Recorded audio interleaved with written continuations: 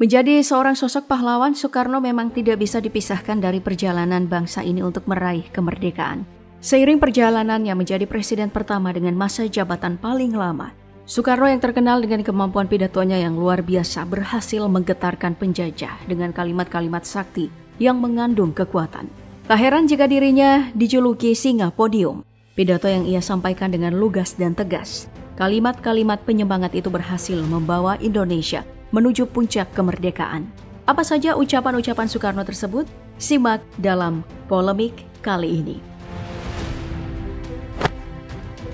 Sebelum membahas satu persatu ucapan Soekarno, terlebih dahulu mari kita kulik profil singkatnya berikut ini. Soekarno adalah pria kelahiran 6 Juni 1901. Nama lengkapnya adalah Kusno Sosrodihardjo. Ayahnya yang bernama Raden Sukemi Sosrodihardjo adalah seorang guru yang mengajar di Sekolah Dasar Pribumi di Singaraja, Bali.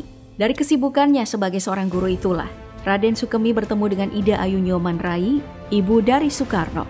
Lahir dan besar di lingkungan yang sangat peduli dengan pendidikan, mengantarkan Soekarno sebagai seorang insinyur di bidang arsitektur. Di tahun 1926, Soekarno mendirikan Biro Insinyur bersama dengan Insinyur Anwari dan Insinyur Ruseno. Mereka aktif mengerjakan rancang bangunan dan juga rumah.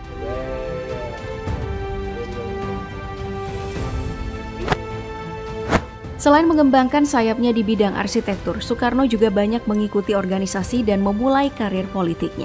Pada tahun 1926, Soekarno mendirikan Algemene Studi Club atau ESC yang merupakan hasil aspirasi dari Indonesia Studi Club oleh Dr. Sutomo. Organisasi ini menjadi cikal bakal lahirnya Partai Nasional Indonesia atau PNI di tahun 1927. Di tahun 1932, Soekarno bergabung dengan Partai Indonesia atau Pertindo yang masih merupakan pecahan dari PNI. Di masa-masa awal penjajahan Jepang, pemerintah Jepang tidak begitu memperhatikan tokoh-tokoh pergerakan Indonesia.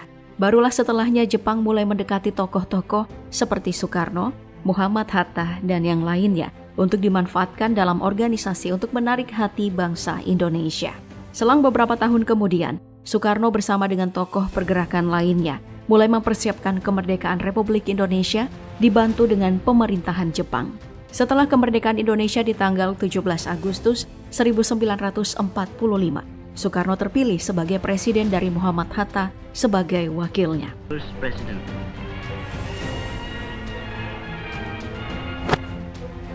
Menjabat sebagai presiden selama 22 tahun, berikut ini 16 kalimat Soekarno yang berhasil menggetarkan hati bangsa Indonesia dan juga para penjajah. Yang pertama, bangsa yang besar adalah bangsa yang menghargai jasa pahlawannya.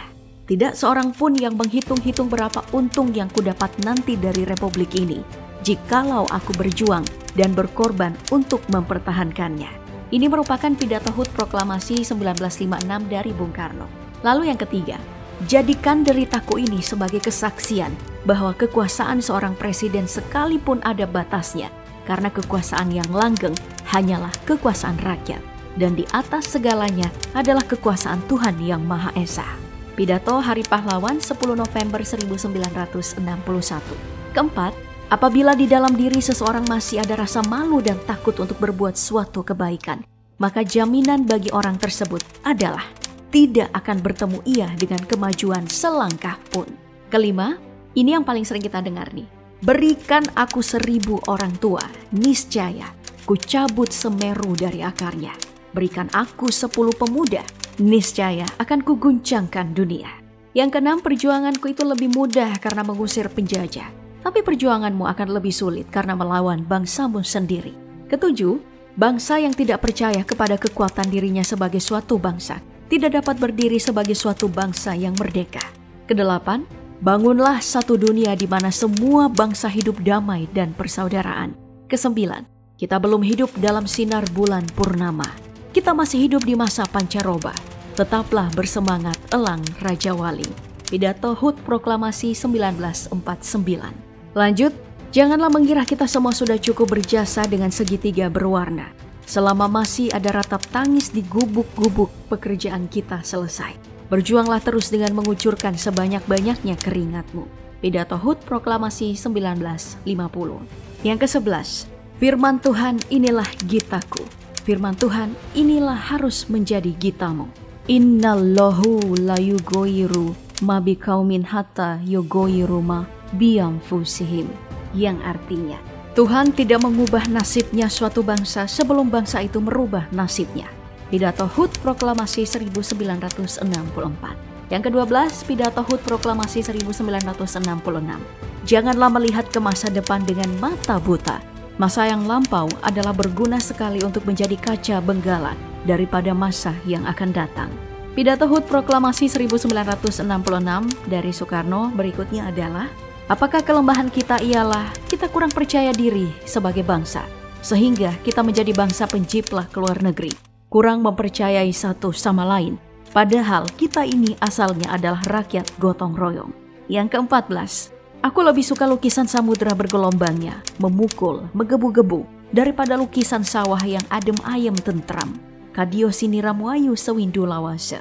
Yang ke-15, laki-laki dan perempuan adalah sebagai dua sayapnya seekor burung.